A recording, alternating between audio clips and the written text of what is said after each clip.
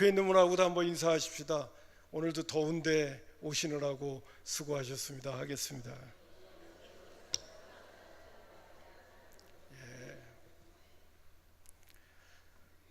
어제는 저한테도 그렇고 연락이 오기를 휴가차 빠지는 분들이 여러 분 계시더라고요. 그래서 어쩌나 그랬는데 그래도 여기서 이렇게 내려다 보니까 우리 교회 교인들은 저기 자리 잡고 앉는 데는 아주 선수들인 것 같아요.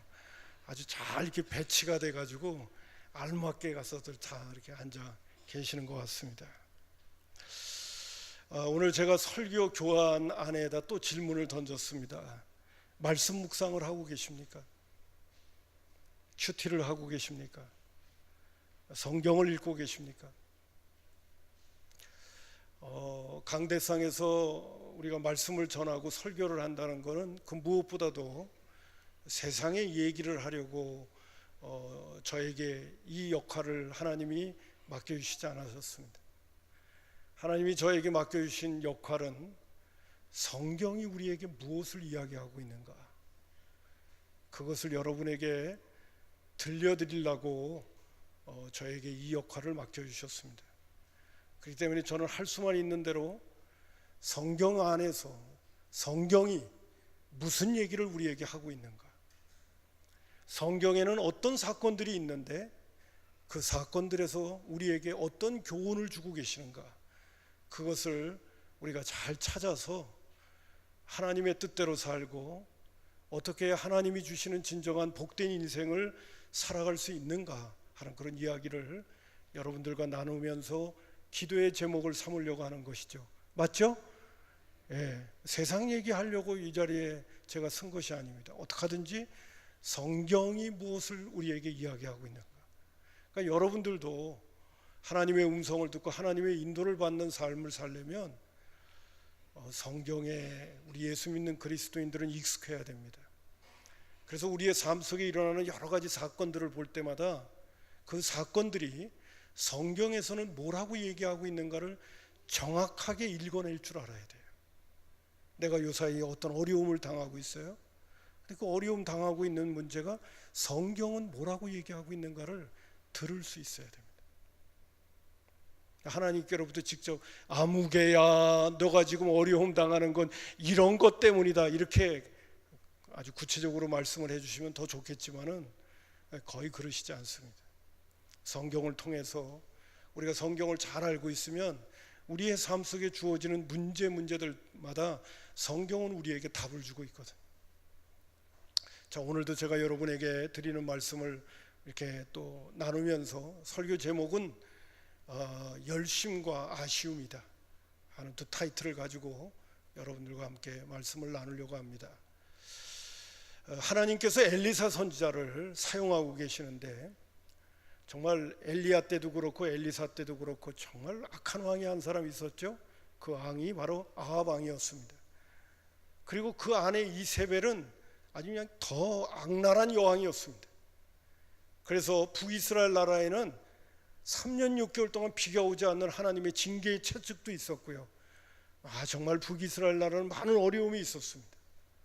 하나님께서는 또 그들에게 하나님 잘 섬기라고 갈멜산 꼭대기에다가 제단을 2개 만들어 놓고 한 제단은 엘리야의 제단이 되고 한 제단은 바알과 아세라의 제단이 돼서 누구 신이 진짜 신이냐고 어디에 불이 내리는 게 진짜 신이냐 하면서 싸움까지 했습니다.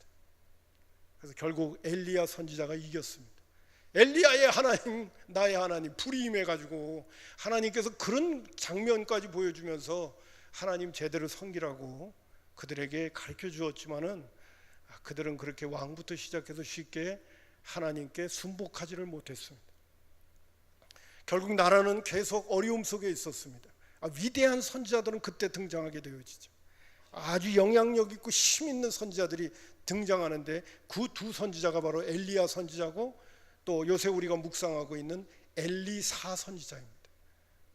우리가 열왕기 상하를 보면 알겠지만 이 선지자가 한 사람이 했던 사역을 어쩌면 이렇게 길게 언급을 하고 있는가. 10장 정도 언급을 하고 그 이상 언급을 해요. 지금 13장 14장 나가는데 엘리사 선지자 죽는 데까지가 벌써 14장이나 사용하고 있습니다. 엘리사도 대단한 사역을 감당했죠. 근데 하나님께서 가만히 아합 가정을 보시다가 이제는 이 아합 가정을 심판해야 되겠다 생각하고 엘리사 선지자에게 얘기를 합니다. 엘리사야, 지금 아람 군대하고 대처하고 있는 길리앗 라못에서 지금 군대 장관들이 거기를 지키면서 아람이 쳐들어오면 언제든지 방비하려고 하는데 그쪽에 가서 예후라고 하는 사람에게 기름을 부어서 왕으로 세워라 하는 메시지가 엘리사 선지자에게 주어지게 됩니다. 근데 엘리사 선지자가 직접 가지 못하고 지금 엄연히 왕이 있음에도 불구하고 다시 왕을 세우는 문제이기 때문에 이건 보통 문제가 아니에요. 이게 발각이 되면 막 그거 하고 있는 사람은 다 죽는 거예요. 그래서 엘리사 선지자가 제자 한 사람을 동원시켜가지고 길르앗 라못으로 가가지고 얼른 가가지고 예후라고 하는 사람을 만나면 그에게 기름을 부어 왕을 세운 다음에 하나님의 뜻을 전달해주고 도망치듯 빠져나와라 하는 메시지를 그에게 주게 되어집니다. 이 사건을 한마디로 엘리사 선지자가 쿠데타를 일으키는 일을 지금 시작하는 거예요. 저는 이번에 이 말씀을 이렇게 보면서 야, 이거 쿠데타도 하나님이 일으키네. 왕이 뻔히 있음에도 불구하고 다른 왕을 세워서 있는 왕을 죽이는 일을 하도록 하나님께서 일을 벌리시네. 이런 내용도 나와요. 이게 오늘 지금 말씀드리는 거예요. 그래서 엘리사 선지자의 제자가 가가지고 군대 장관들이 다 모여있고 지금 방비를 하고 있는 그 상황 속에서 예후를 불러서 그에게 기름을 붓습니다. 그 군대 장관들이 다 알게 됐어요. 그 군대 장관들이 마음이 다 같이 돼서 그래 이참에 예후를 왕으로 세우자 그러고 그를 왕으로 세우게 되죠. 그럴 때 하나님께서 예후를 왕으로 세울 때 너는 지금 내가 너를 쿠데타를 일으켜서 왕으로 세우게 될 때는 이런 목적으로 너를 세우니까 이 일을 잘 감당하라고 하는 메시지를 주게 되어집니다. 그게 열왕기하 9장 7절부터 9절입니다. 자 보세요. 너는 내 주 아합의 집을 치라. 내가 나의 종 곧 선지자들의 피와 여호와의 종들의 피를 이세벨에게 갚아주리라.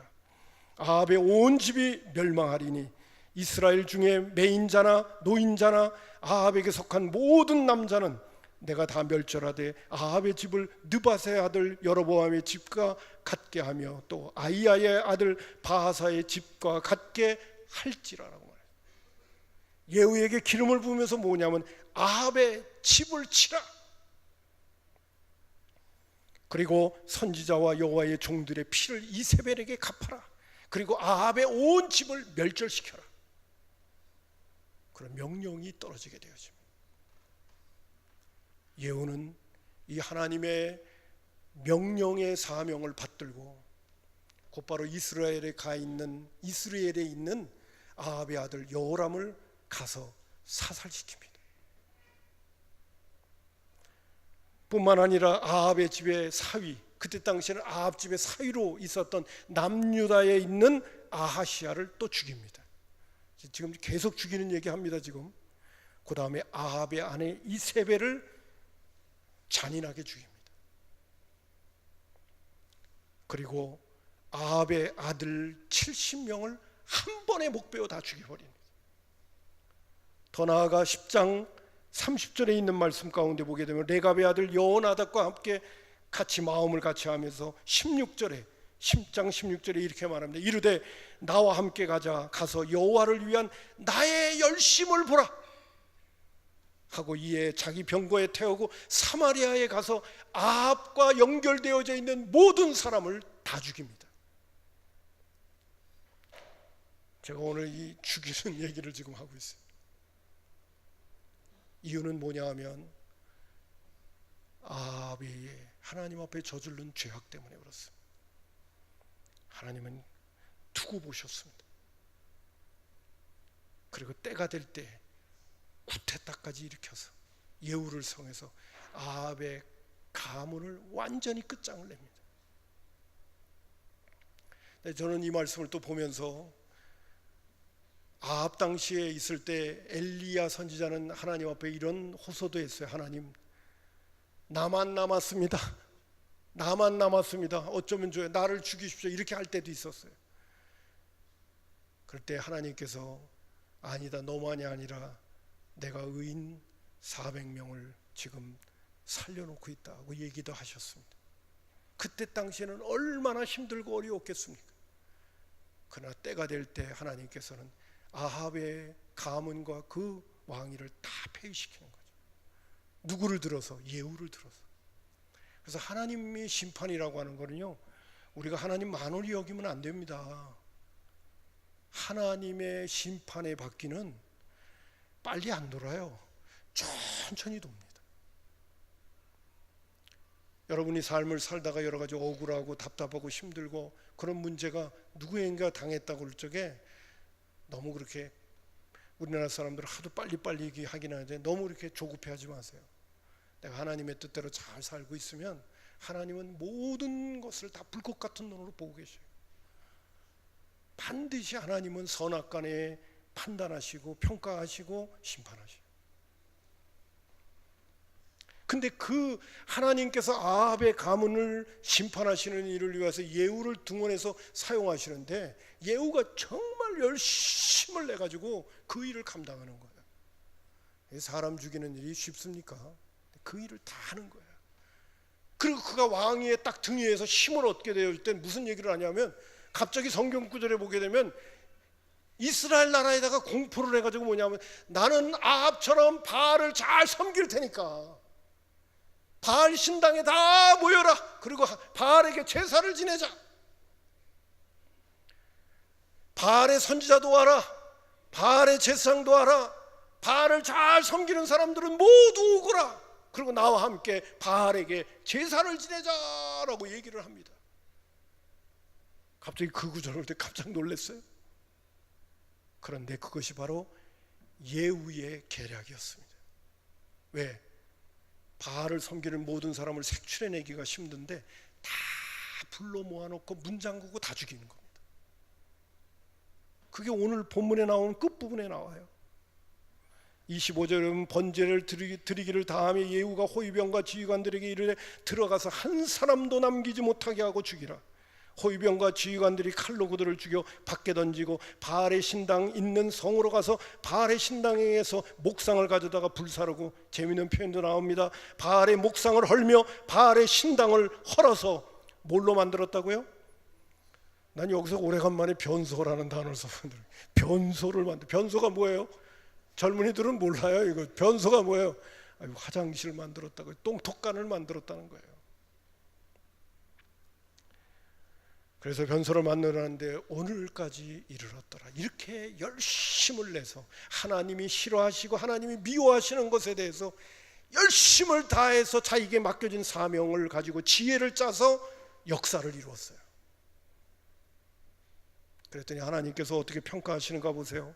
30절에 보니까 여호와께서 예후에게 이르시되 내가 나보기에 정직한 일을 행하되 잘 행하여 내 마음에 있는 대로 아합 집에 다 행하였은즉 내 자손이 이스라엘의 왕위를 이어 4대를 지내리라 하시니라.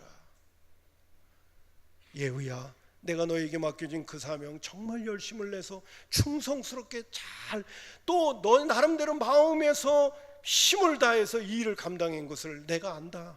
그러므로 내가 너에게 복을 주겠다. 네 가문에서 4대까지는 기본적으로 왕위가 이어지도록 해주겠다. 여러분, 저는 이 말씀을 대하면서 요사이 부모님들이 자녀손들 때문에 애먹는 분들 참 많습니다. 신앙의 문제뿐만이 아니라 삶의 문제까지도 아주 골치를 앓고 있는 그러한 자녀들 문제, 또 손자 손녀의 문제가 있습니다. 오늘 이 본문에 나오는 말씀 가운데 자녀손들의 문제를 하나님이 해결해 주시는 모습을 봐요. 여러분, 사실 예후 다음에 나오는 여호아하스, 그의 아들, 그의 손자가 다 하나님 앞에서 죄악을 저지릅니다. 그들 자신들의 죄악이라고 한다면 하나님께서 다 처단을 해야 되는데 예후에게 약속하신 말씀 때문에 하나님께서 4대까지 보호를 해주십니다. 그 왕위가 계속해서 이어져 가도록 하나님께서 은총을 베풀어 주시는 거예요. 여러분, 자녀손들이 잘 되고 하나님의 은혜와 축복을 받는 거, 제가 늘 말씀드립니다만 신앙생활은 내 대해서 끝나는 게 절대로 아니에요. 내가 하나님 앞에 어떻게 살았느냐에 따라 내 자녀손들의 미래가 어떤 면에서는 결판이 날 수도 있어요. 넌 왜 그러냐? 아니요. 내가 하나님 앞에 그렇게 살았는지도 몰라요. 하나님이 그대로 보여주시고 있는지도 몰라요. 우리 자녀손들이 잘 되도록 하기 위해서 무엇보다도 오늘 하나님께서 예후를 통해서 내가 하나님 앞에서 정직하게 그리고 열심히 행한 거에 대해서, 맡겨진 사명에 대해서 내가 너를 평가하면서 4대까지 왕위가 계승되게 하시는 그 복을 주겠다고 하는 대로 내가 하나님 앞에서 충성하고, 오늘도 하나님께서 예수 믿고 구원받은 다음에 맡겨진 사명을 내가 성실하게 잘 감당하게 있으면 그것이 자녀손들의 미래를 위해서 위로가 될 수 있기를 주님의 이름으로 축복합니다.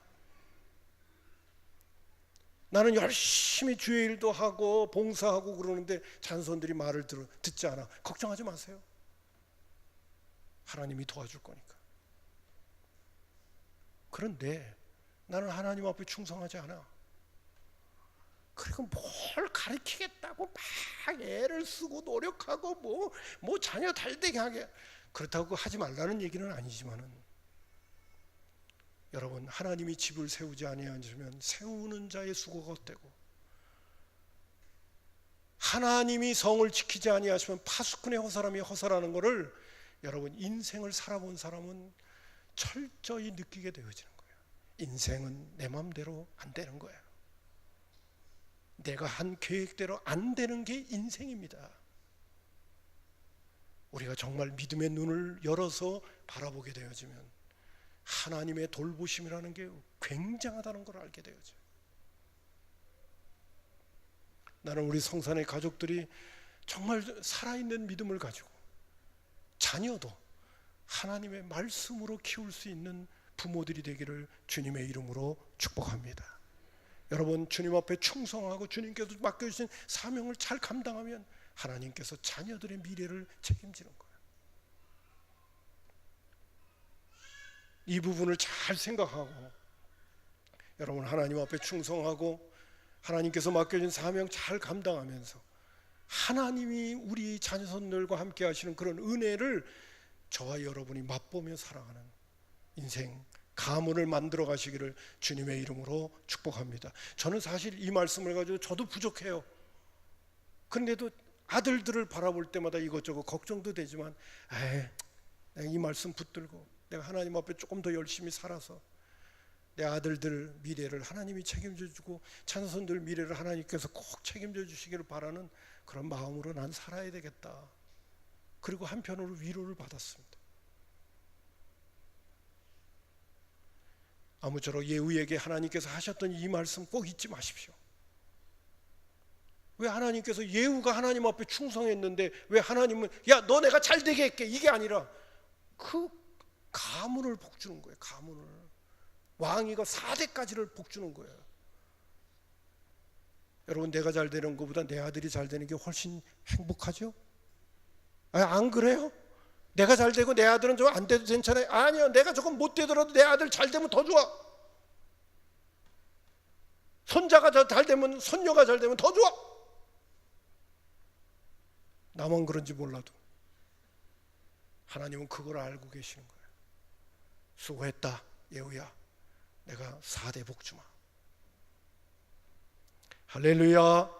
자, 이러한 하나님의 은총이 오늘도 불꽃 같은 눈으로 보시면서 다 평가하시는 거예요.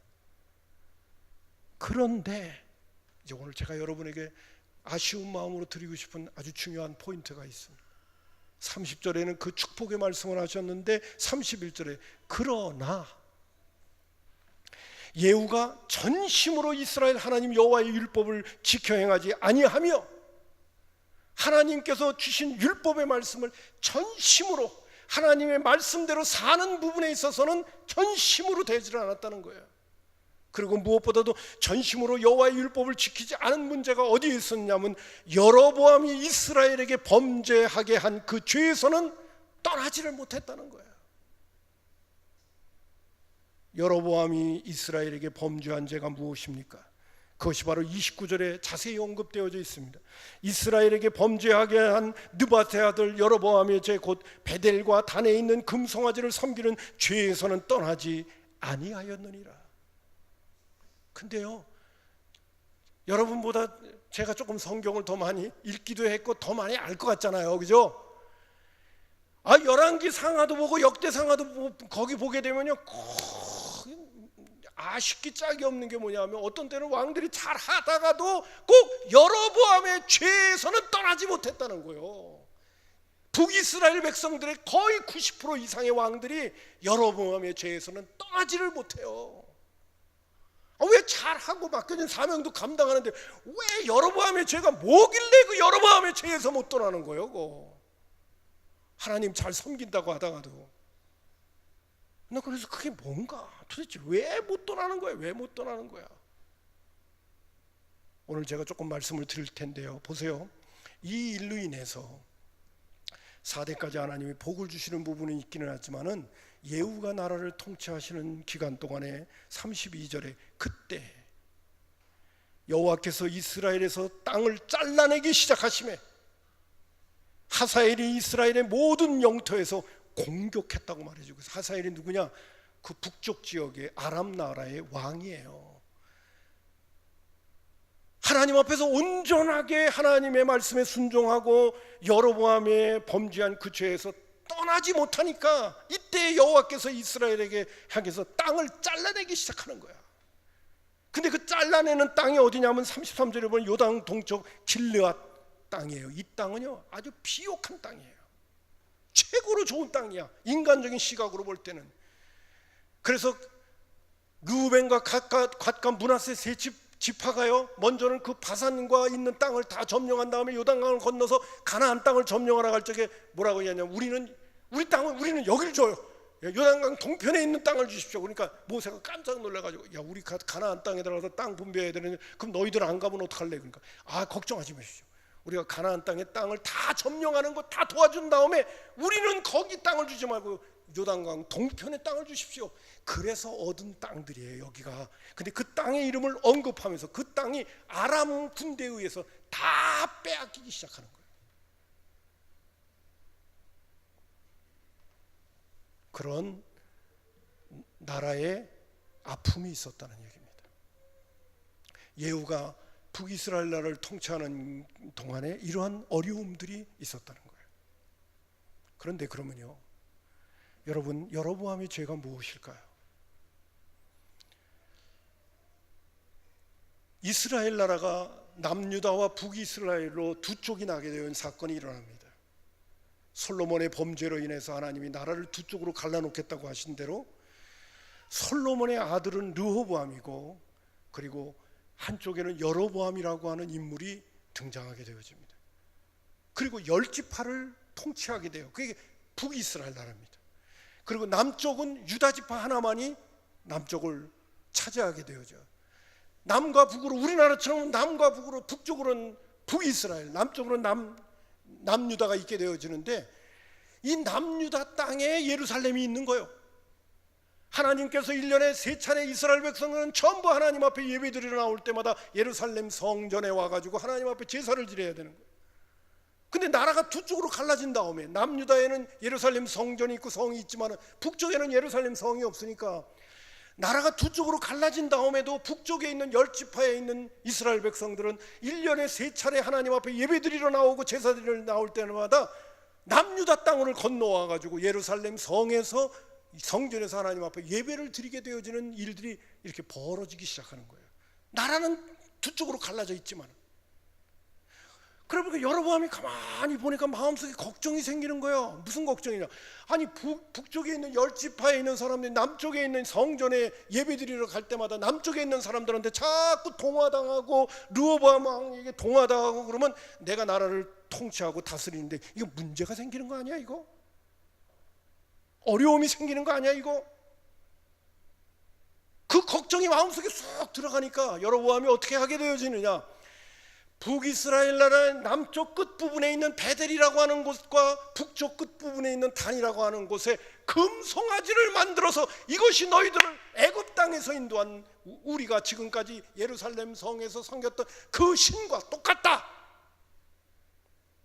그러니까 너희들은 이제부터 예루살렘 성에 있는 성전으로 가면 안 돼. 너희들은 남쪽 지역, 북쪽 지역에 있는 편리한 대로 남쪽이든 북쪽이든 베델과 단 사이에 가서 금송아지 앞에서 하나님 앞에 제사를 지내. 그리고 제사장들도 마음대로 세우고, 일반인 가운데 제사장들도 마음대로 세우고, 7월달에 하나님 앞에 절기를 지키는데 자기 마음대로 날짜를 정해가지고 하나님 앞에 예배드리게 만들어 온 거야. 근데 그 금송아지가 왜 하필이면 뭐 다른 동물의 형상도 있을 수 있는데 금송아지가 왜 금송아지인지 아세요?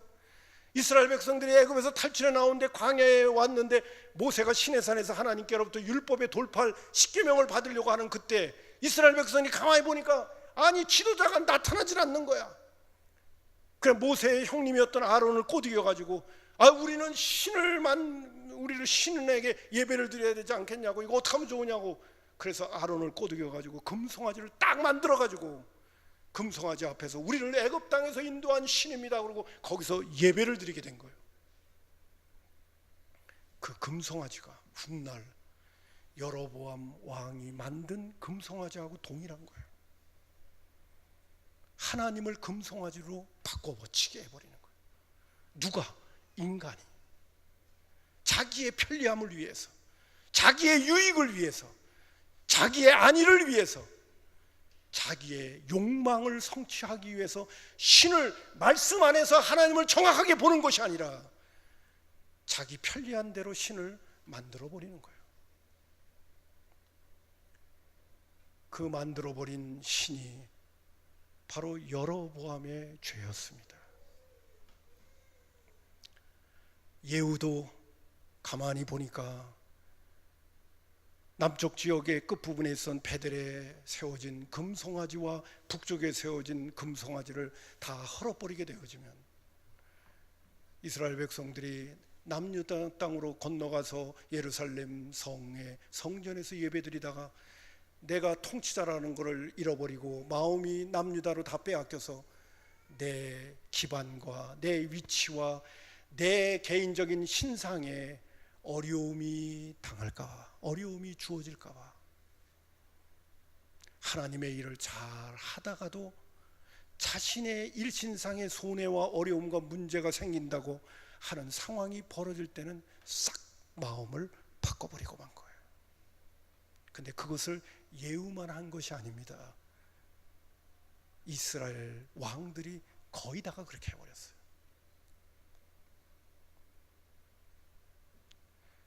여러분, 그럼에도 불구하고 내가 하나님을 잘 섬기겠다고 하고 남유다의 저기 남쪽 끝부분에 있는 베델에 있는 금송아지, 북쪽에 있는 금송아지를 다 헐어버리고 우리가 진짜 하나님 앞에 예배드리려면 하나님께서 세워주시고 하나님의 식양대로 만들어진 예루살렘 성전 안에 가서 우리가 정말 마음을 다하고 뜻을 다하고 성품을 다해 하나님을 잘 섬기십시다. 번거롭고 힘들어도 우리는 남유다 땅으로 넘어가서 그곳에 가서 제대로 하나님 앞에 예배드립시다라고 예후가 이스라엘 백성들에게 얘기했다면 인간적으로는 걱정이 되고 염려가 되고 내 통치 능력 위치가 흔들리지 않을까 하는 염려가 됐을지 몰라도 하나님을 잘 섬겼다면 자기를 내려놓고 자기를 비우고 자기의 일신상에 주어지는 불이익이나 손해를 내려놓고 하나님의 말씀에 순종했다면 하나님께서 예후의 생애를 위대하게 축복해 주셨을 거예요. 하나님께서 내 혼자 생각합니다. 남유다까지도 다 다스리게 만들지 않았을까? 그런 생각까지도 해보게 됩니다.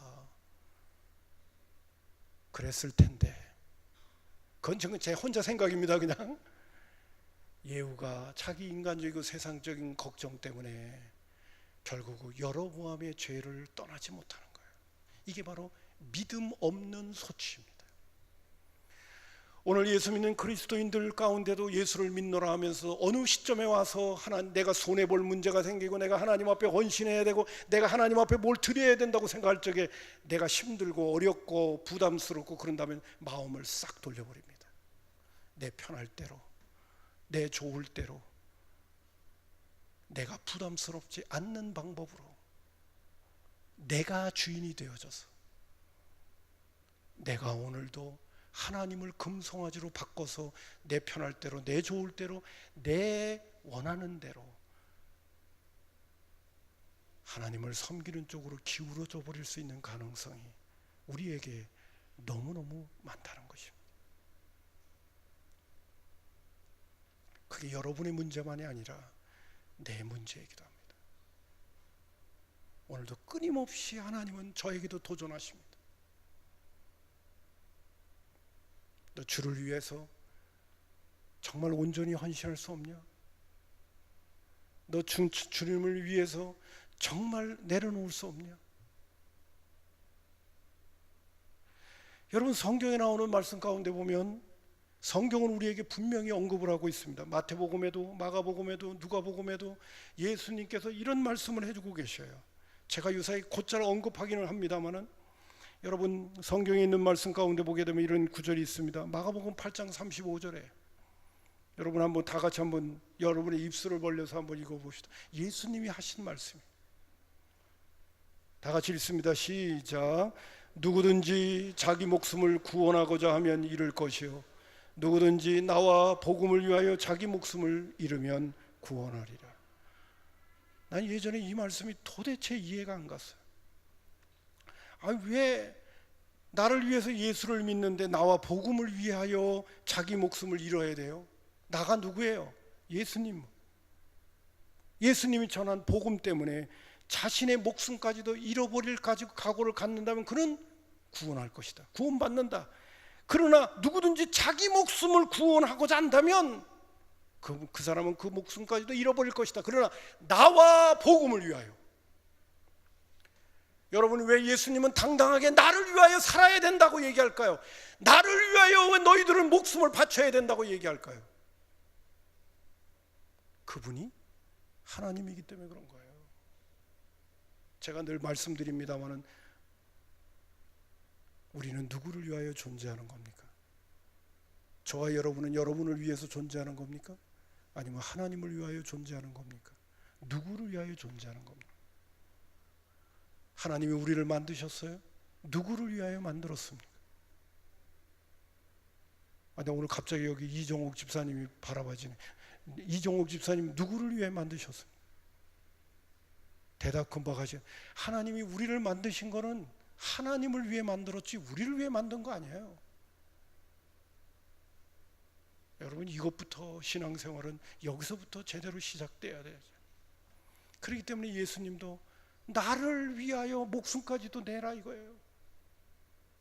근데 말씀하시기를 정말 나를 위하여 목숨까지 내어놓으면 그 사람은 죽는 게 아니라 사는 거라는 거예요.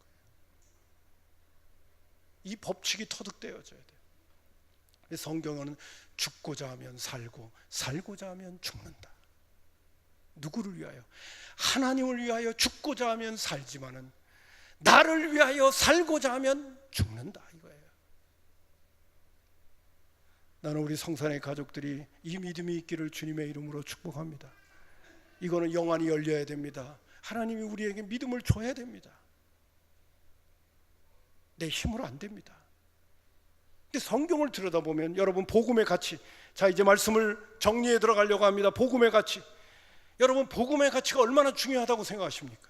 마태복음 13장 43절에 보면 44절에 보면 천국은 마치 밭에 감추인 보화와 같으니 사람이 이를 발견한 후 숨겨두고 기뻐하며 돌아가 자기의 소유를 다 팔아 이 밭을 사는 것이 천국이다라고 얘기했습니다.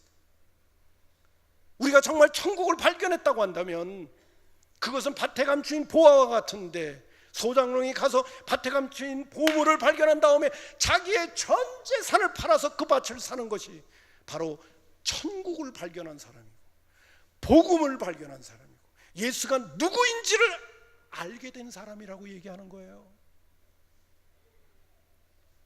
여러분, 이 말씀을 여러분 대할 적에 이것은 우리가 장사하는 원리로 따진다면 내가 밭에 감추인 보화를 발견하고 내 전 재산을 다 팔아서 그 밭을 샀어. 이거 손해보는 장사입니까? 아니면 이거는 수지 맞는 장사입니까? 여러분 대답해 보세요. 밭에 감추인 보화를 전 재산을 다 팔아서 샀어. 수지 맞는 장사입니까? 손해보는 장사입니까? 수지 맞는 장사예요. 예수를 믿는 거는 수지 맞는 장사예요. 예수를 믿는 거는요, 놀라운 복을 받는 장사예요. 예수님이 그렇게 말씀하셨다니까요. 밭에 감추인 보화를 얘기하면서 전 재산을 팔아. 그래서 예수님이 말씀하시기에 나를 위하여 목숨까지도 바치려고 하는 각오를 가지고 나를 사기만 한다면 그 사람이 죽는 것 같지만 죽는 게 아니야. 진짜 사는 역사가 이루어지는 거야. 너 자신을 위하여 살겠다고 발버둥 치면 그것이 사는 게 아니라 진짜는 너를 망치는 거야.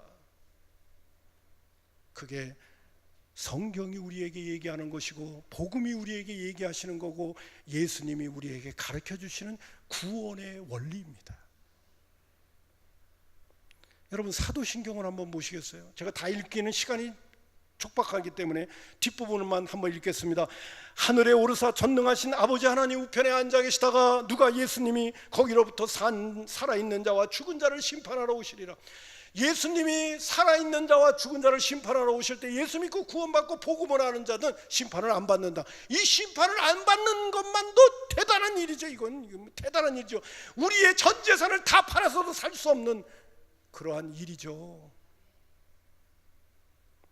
뿐만 아니라 나는 성령을 믿으며 거룩한 공예와 성도의 교제와 죄를 용서받는 것과, 여러분, 우리의 전 재산을 다 판든 우리가 어떻게 죄의 용서를 받을 수가 있겠습니까? 오늘도 죄 짓는 저희들이 그 누가 용서를 받을 수 있단 말입니까? 하나님 앞에서. 이거 하나만도 대단한 거죠. 죄를 용서받는 것과 몸의 부활과. 몸의 부활을 믿으십니까? 여기만 아멘 소리가 나고 저기는 조용해요. 몸의 부활을 믿으십니까?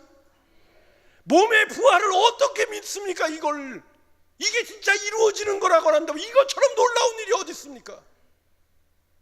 근데 하나님께서 우리에게 예수를 믿으면 이걸 다 주시는 거예요. 이제 앞으로 다 주실 거예요.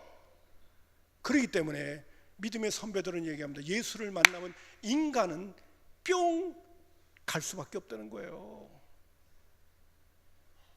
인간은 그의 가치관과 인생관과 세계관이 다 바뀌어버린다는 거예요. 왜?